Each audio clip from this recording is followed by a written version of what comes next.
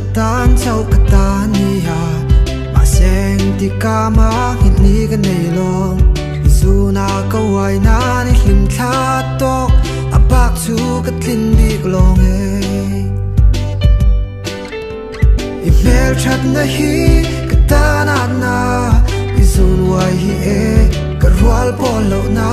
kum khwa chu ka tan chuan a sang e mai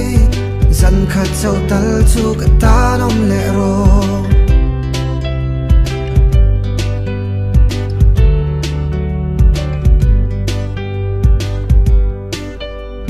sak mel tha chung chuang I that na wang hian zan tin ka bia ai hlim thla thlirin shiala ka thin lung I lei nat ve hian kei zong ka ring thin a sin I mel that na hi ka tan na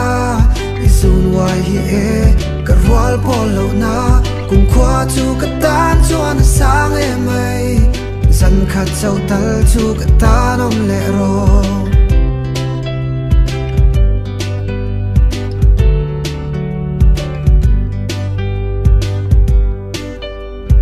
sak mel tha chung chuang I that na wang hian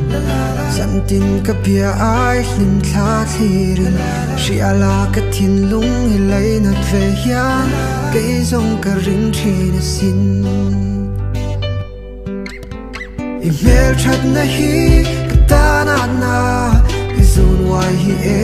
ka rwal pol lo na